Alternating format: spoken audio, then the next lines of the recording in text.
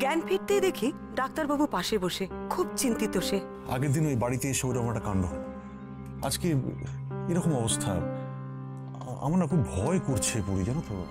হঠাৎ মাথায় একটা আশ্চর্য ব্যাপার খেলে গেল। কেন স্কুল ইউনিফর্ম পরা একটা বাচ্চা আমার দিকে একটা কাগজের ঠেলা ছুঁড়ে মারলো? যেদিন আমাকে কাগজের ঠেলাটা ছুঁড়ে মেরেছিল সেদিন তো ক্রিসমাস ছিল। ক্রিসমাস মানে তো স্কুল ছুটি ছিল, তাহলে স্কুল ইউনিফর্ম কেন? হসপিটাল থেকে আমায় ডিসচার্জ করলো, বাড়ি ফিরলাম। খাওয়া দাওয়া হাসি আনন্দ সব হবে। এখন চলো বড় বৌমা, তুমি তোমার ঘরে গিয়ে বিশ্রাম নেবে। আর গোয়েন্দাগিরি একদম নয়, আর কারোর সঙ্গে কোনো কথা বলবে না। যাও। এটা কি লিখেছিস তুই? ঠিক আছে লিখলাম। কোথায় লিখেছিস? ঠিক লিখেছিস? কোথায় ঠিক লিখেছিস? আমাকে মারছিস আর আমাকে বলছো। বম্মা দেখো না, আমি ঠিক লিখেছি তাও ওরা আমাকে মারছে। না মা, ও ভুলভাল বানান লিখেছে। ভুল লিখেছে। আমি ভুল লিখেছি? হ্যাঁ, পারিস না তো তুই। হ্যাঁ আরে ঠিক আছে, দেখ তুই কোথায় কোথায় দেখ দেখ কোথায় ভুলভাল দেখ দেখ। রুনা বলেছিল ওই কার্বনের লেখাটা ও সুকন্যার কম্পিউটারে দেখেছিল। তারপর তো আর কিছু জানাই হলো না। রুনাকে একটা ফোন করব, ওটা কার লেখা ছিল ও যদি নিজে দেখে কিছু বলতে পারে।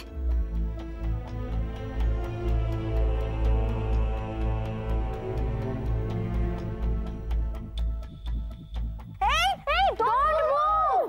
কি? Thomas order. হ্যাঁ থামাস অর্ডার, তুমি কোথাও যাবে না। আরে আরে শোবে এসো। আরে বাবা, আরে আমার হাতে ব্যথা, পায়ে তো ব্যথা নয়। তুমি শো থামাস অর্ডার, তুমি শোবে। আচ্ছা আমি বসে বসে ফোন করি, ঠিক আছে? হ্যাঁ বসে বসে ফোন। বসে বসে করবে। হ্যাঁ হ্যাঁ হ্যাঁ ঠিক। বসে বসে। বড়বৌদি, তোমার সঙ্গে একটি মেয়ে দেখা করতে এসছে। কে? নাম বললো রুনা। রুনা?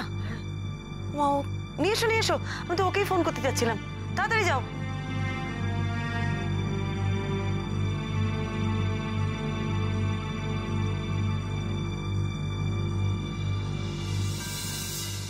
আসুন, বসুন আপনি, আমি বড়বৌদিকে বলছি।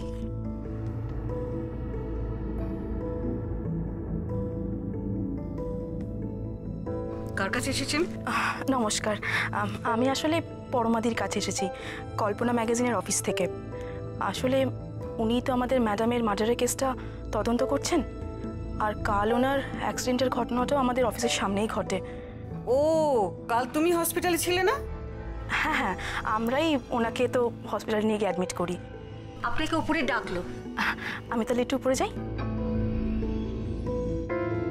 শোনো, বড় বৌমার শরীর ভালো নেই, এই খুন খারাপির কথা বড় বৌমার সামনে বেশি বলবে না। যাও। ঠিক আছে।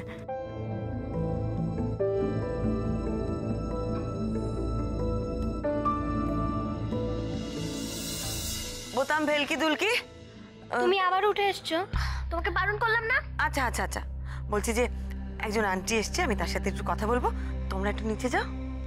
ওকে, বাট তুমি রুম থেকে বেরোবে না। Fine? Yes fine, yes sir.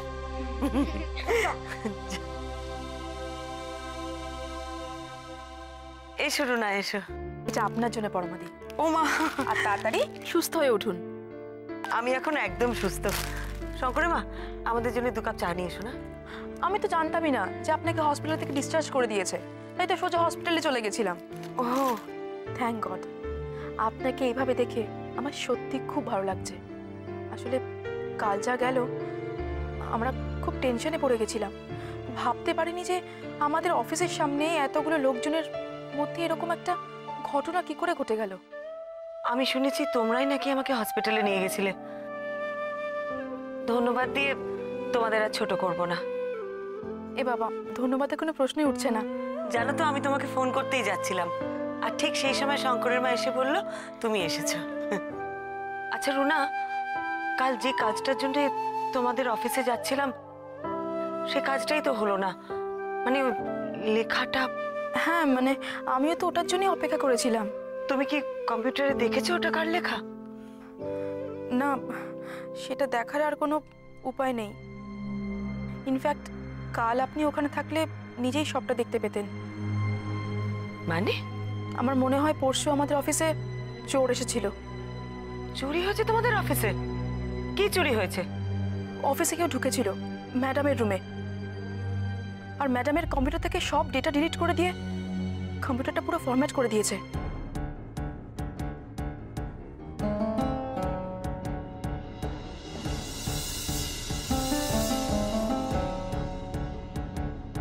কি?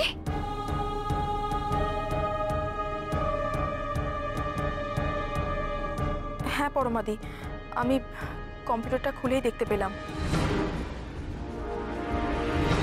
চুরি করতে ঢুকে কম্পিউটার ফরম্যাট কি করে হয়? সবকিছু মুছে ফেলেছে কম্পিউটার থেকে? হ্যাঁ, আমাকে আবার সবার লেখা চাইতে হচ্ছে। তার মধ্যে আবার শেখরবাবু ওনার লেখা ফেরত চেয়ে পাঠিয়েছেন। শেখর বাবু লেখা ফেরত চাইছেন? কেন? উনি কি লেখাটা ফেরত নিয়ে গেছেন? না, কারণ উনি তো এখানে নেই। লখনৌ থেকে ফোন করে বললেন যে ওনার লেখাটা ফেরত পাঠাতে হবে। শেখর বাবু লখনৌ গেছেন? কবে? সেটা তো ঠিক জানি না, তবে লাস্ট আমি ওনাকে শ্মশানে দেখেছিলাম। ম্যাডামকে যখন চুল্লিতে ঢোকানো হচ্ছিল, উনি তখন কাঁদতে কাঁদতে বেরিয়ে যাচ্ছিলেন। তুমি শেখর দত্তর লেখাটা ফেরত দিয়ে দিয়েছো? না, কি করে দেব? উনি যা কিছুই পাঠাতেন সব কিছু তো মেলে পাঠাতেন। আমি ওনাকে ফোন করে বলে দিয়েছি যে কম্পিউটার থেকে সব কিছু ডিলিট হয়ে গেছে। কি বললেন শুনে? কি আবার বলবেন, রাগারাগি করলেন আর বললেন যদি কোনো প্রিন্ট আউট থাকে সেটা পাঠিয়ে দিতে। আছে তোমার কাছে প্রিন্ট আউট? না, এই লেখাটার কোনো প্রিন্ট আউটই ছিল না। ম্যাডাম আমাকে এই লেখাটা ফরওয়ার্ডই করেননি। জেনারেলি যারা মেলে লেখা পাঠাতেন আমাকে প্রত্যেকটা ম্যাডাম ফরওয়ার্ড করতেন, কিন্তু ওই লেখাটা যে কেন ফরওয়ার্ড করলেন না কে জানে। তুমি শেখর বাবুকে বলেছো যে তোমার কাছে হার্ড কপি নেই? হ্যাঁ বলেছি, উনি বললেন যে ম্যাডামের কাগজপত্রগুলো খুঁজে দেখে দিতে। আচ্ছা রুনা, সুকন্যার কম্পিউটারে কোনো পাসওয়ার্ড ছিল না? সেটা ঠিক আমি জানি না, কিন্তু থাকা তো উচিত, কারণ ম্যাডাম ছাড়া তো এই কম্পিউটারটা আর কেউ ইউজ করতেন না। আশ্চর্য। আজ আপনাকে আর জ্বালাবো না, আপনার রেস্টের প্রয়োজন। আমি কিন্তু দরকার পড়লে আবার তোমাকে ডাকবো। হ্যাঁ নিশ্চয়ই, আপনার যখন মনে হবে আমাকে ডেকে পাঠাবেন। আজ আসি। হ্যাঁ বেশ। ও রুনা শোনো। হ্যাঁ পরমাদি। ওই রঞ্জিত নন্দী উপন্যাসটা জমা পড়েছে? রঞ্জিত নন্দীর উপন্যাস? উনি তো উপন্যাস লেখেন না। না না, আমি সেটা জানি উনি উপন্যাস লেখেন না, তবে তোমাদের ওই স্পেশাল ইস্যুটাতে তো ওনার একটা উপন্যাস লেখার কথা। না তো, সেরম কিছু আমি তো জানি না। আপনাকে কে বললো? তাহলে কি তোমাদের ম্যাগাজিনে কোনো লেখা কম ছিল? মানে একটা স্পেস কি খালি রাখা ছিল? না তো, শেখর দত্ত ছাড়া সুজন গঙ্গোপাধ্যায়, সাবিনা পারভিন, মানসী গুহ আর আর রাতুল বসাকের উপন্যাস আছে। 6টা উপন্যাসের সংখ্যা এটা।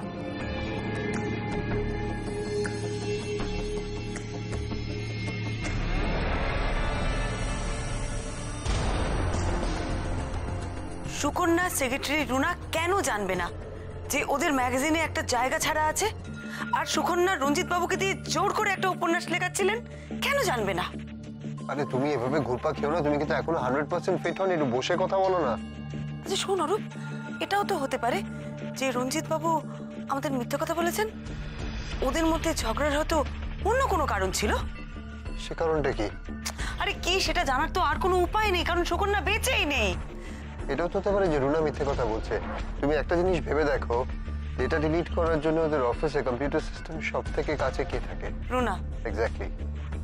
না না না না না না, আমার সেটা মনে হয় না। রুনা সেটা করবে না। ও কিন্তু আমাকে বলেছে জানিস তো, লেখার কন্টেন্টটা ওর মনে পড়ে গেছে আর ও ওটা কম্পিউটারেই দেখেছে। অনেকগুলো প্রশ্ন আছে অরূপ, অনেকগুলো খটকা আছে। যেমন ধর, আমার হাতে ছুরি কেউ কেন মারবে? কারণ সে হয়তো চায় না যে তুমি এই কেসটার সাথে ইনভলভ থাকো। না, সেটা আমার একদমই মনে হয় না।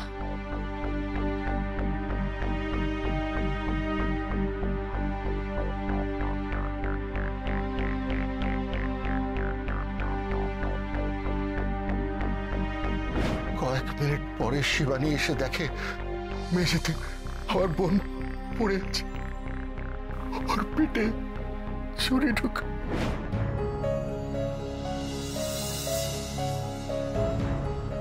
আচ্ছা অরূপ, এমনও তো হতে পারে যে কেউ ছুরিটা পেটে মারার চেষ্টা করেছিল আর সেটা হাতে লেগে গেছে। তার মানে ছোট বাচ্চা ছেলে, কোনো বাচ্চা ছেলে এসব করছে। না, তুমি তো দেখেছিলে ছুরিটা হাতে বেঁধে যাওয়ার পর যে একটা বাচ্চা ছেলে সাইকেলে করে পালিয়েছিল। দেখেছি দেখেছি অরূপ, সেটাই তো খটকা। একটা বাচ্চা ছেলে কেন এরকম করবে? না, সেটা পরের কথা। ক্রিসমাসের দিন তুমি যখন বাড়ি ফিরছিলে, একটা বাচ্চা ছেলে সাইকেল নিয়ে তোমার ঘাড়ের উপর উঠে এসেছিল, দিয়ে তোমার দিকে এক টুকরো কাগজ ফেলে দিয়েছিল, তাই না? ফেলেছে।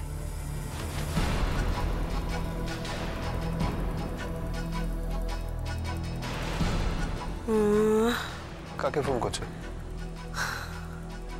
হ্যালো রুনা। হ্যাঁ পরমাদি বলুন। রুনা, তুমি আমাকে একটা কথা বলতে পারবে? এই রঞ্জিত, শেখর আর অর্পিতার কার কি ছেলে মেয়ে আছে? রুনা, তুমি আমাকে একটা কথা বলতে পারবে? এই রঞ্জিত, শেখর আর অর্পিতার কার কি ছেলে মেয়ে আছে? হ্যাঁ, রঞ্জিত নন্দীর একটা ছেলে আর একটা মেয়ে। ছেলেটার বয়স এই বছর 12 আর মেয়েটার বয়স হবে 7 বছর। তুমি তাদের দেখেছো? না পরমাদি। ও, আর শেখর দত্তর বোধহয় একটা ছেলে, তাই না? হ্যাঁ পরমাদি, শুনেছি ক্লাস 7-এ পড়ে। শুনেছো মানে? তাকেও তুমি দেখোনি? না। আর অর্পিতা মজুমদারের? হ্যাঁ, ওনারও একটা ছেলে ক্লাস 12-এ পড়ে, তবে দেখলে মনে হয় না যে 12-এর ছেলে। ওকে তুমি দেখেছো? হ্যাঁ দেখেছি। ওকে দেখলে কেন বোঝা যায় না 12-এ পড়া ছেলে? আসলে ও ছেলে হিসেবে ওর হাইটটা খুব শর্ট আর মুখটাও না বেশ বাচ্চা বাচ্চা। হাইটে শর্ট? কিরকম হাইট? এই ধরুন আমার থেকেও একটু হাইটটা কম, আর ও এখন দেরাদুনে থাকে হোস্টেলে। আচ্ছা রুনা, সুকন্যার এই সমস্ত লেখকদের পরিবারের লোকজনদের সঙ্গে যোগাযোগ ছিল? ওদের বাড়িতে যাতায়াত ছিল? মনে তো হয় না, কারণ শেখর দত্ত ওনার স্ত্রী বা সন্তানকে নিয়ে কোথাও যান না। আর রঞ্জিত নন্দীর সঙ্গে ম্যাডামের কাজ ছাড়া কোনো রকম যোগাযোগ হতে বলে মনে হয় না, কারণ মানুষটা একটু রাফ টাইপের, ভদ্রতা সভ্যতার ধার ধারে না। তবে শুনেছি অর্পিতা ম্যাডামের ছেলে ছুটিতে এলে সুকন্যা ম্যাডামের বাড়িতে যেতেন। ঠিক আছে, রাখছি।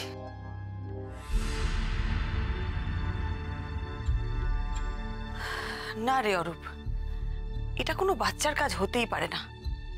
একটা বাচ্চার হাতে এত জোর কি করে হবে যে সে কারোর পেটে ছুরি ঢুকিয়ে দেবে? কিন্তু ছেলেটা যদি ক্লাস 12-এর হয় তাহলে তার পক্ষে সম্ভব। কিন্তু সে তো এখানে থাকে না, দেরাদুনে থাকে। তাছাড়া তুই আমাকে বলেছিলি শেখর বা রঞ্জিত কারুর বাড়ির পেছনের দরজা নেই, সেক্ষেত্রে এদের কারুর তো সে প্রশ্নই আসছে না। তাহলে পুরো বিষয়টা কি দাঁড়ালো? ভুল ভুলাইয়া?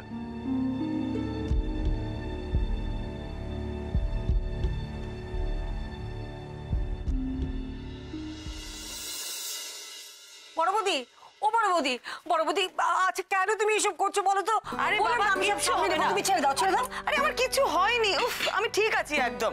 আর দেখো, এখনো ভালো করে 2 দিন কাটেনি, এরই মধ্যে তুমি যদি আবার কাজকর্ম শুরু করো না, তাহলে বাড়ির সবার কাছে এবার আমি বকুনি খাবো। আস্তে কথা বলো না, এমন চিৎকার করছো না, সবাই করে হই হই করে ছুটে আসবে, ব্যাস আর দেখতে হবে না। তারপর বৌমনি,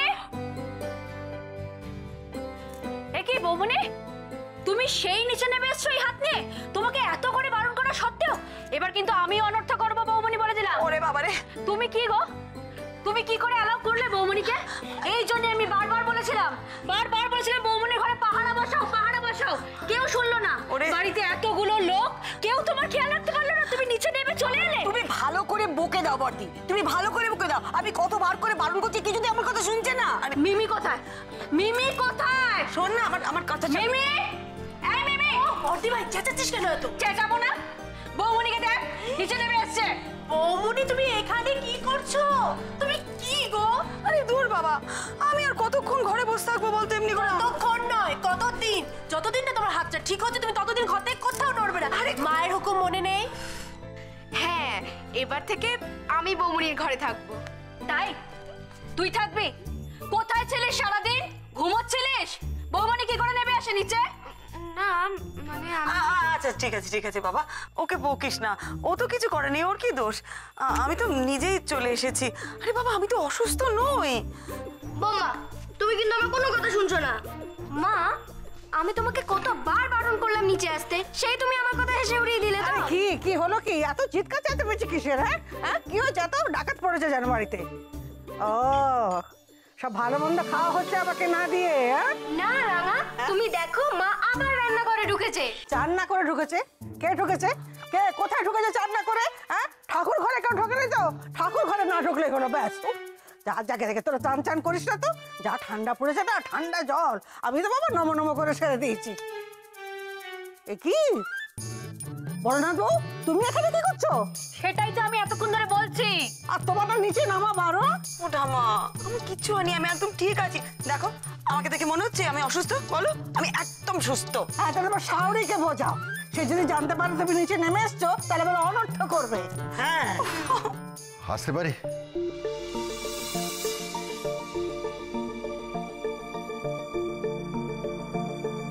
উমা, এসো এসো এসো এসো এসো এসো এসো, ভেতরে এসো, বসুন বসো বসো, তোমরা বসুন। আমার খুবই খারাপ লাগছে যে আপনার সঙ্গে এরকম একটা বাজে ঘটনা ঘটে গেল। না না, আমি একদম ঠিক আছি। আমি আপনাকে কেসটা নিতে অনুরোধ করেছিলাম, তারপরে এতটা জোর করেছিলাম যে আপনি বাধ্য হয়ে। হিমা, না না, আপনার জন্য কেন হবে? শকুনা কিন্তু অনেক আগেই আমাকে ফোন করেছিলেন, আমার সাহায্য চেয়েছিলেন। আমি এমনিতেও শকুনার কেসটা নিতাম, আপনি না বললেও। আর এই কেসটা যখন আমি হাতে নিয়েছি, এটা আমি শেষ করেই ছাড়বো। আচ্ছা, কিছু জানতে পারলেন? কিছুটা তো জানতে পেরেছি, আশা করছি বাকিটাও খুব শীঘ্রই জেনে যাব।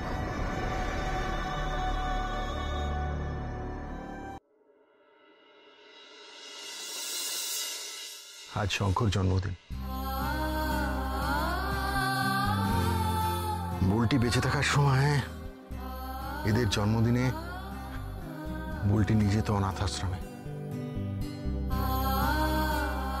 প্রতিটি অনাথ বাচ্চাকে জামা কাপড়, ফল, মিষ্টি, শীতের পোশাক আশাক দিত। আজ এদের দুজনকে আমি নিয়ে যাচ্ছি।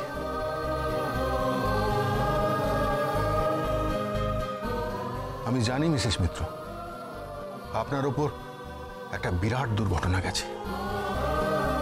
তবুও যখন আপনি এই তদন্তটা চালিয়ে যাচ্ছেন, তখন একটা অনুরোধ, খুনি যেন কোনো মতেই বেঁচে পালাতে না পারে। এই অন্যায় যেভাবে হোক না কেন প্রতিবাদ হওয়া দরকার। না, সে পালিয়ে বাঁচবে না।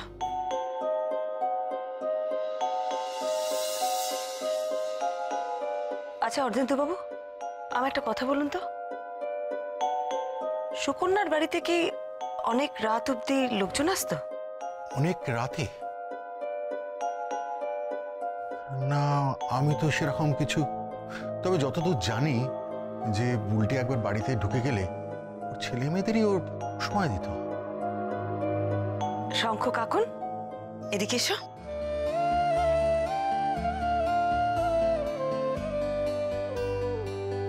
আচ্ছা আমাকে একটা কথা বলো তো, তোমাদের বাড়িতে রাত্রিবেলা গেস্ট আসতো?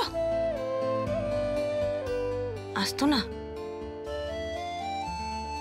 তোমাদের বন্ধুরা কেউ আসতো না? ও, আশেপাশে কোথাও তোমাদের বন্ধু বান্ধব আছে? হ্যাঁ আছে। আছে? তোমরা যাও তাদের বাড়িতে? যেতাম মাঝে মাঝে, মায়ের পারমিশন নিয়ে। আচ্ছা শঙ্খ কাকুন, তোমাদের আশেপাশের কারোর বাড়িতে পেছনের দরজা আছে? মানে তোমাদের কোনো বন্ধুর বাড়িতে বা তোমাদের বাড়িতে যারা আসতো তাদের বাড়িতে?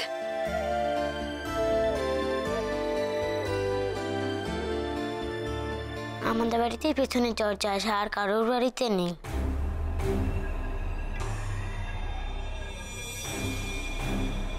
তোমাদের বাড়িতে পেছনের দরজা আছে? হ্যাঁ আছে।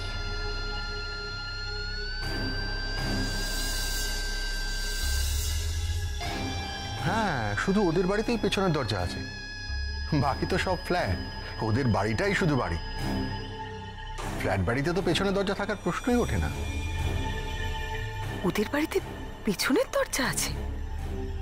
সুকন্যা যেন কি বলেছিলেন? ঘুমোওনি এখনো, পেছনের দরজা খুলে রেখে চলে এলে। তার মানে নিজের বাড়ির পেছনের দরজা কথা বলেছিলেন উনি। কাকে দেখে তাহলে বলেনি কথা?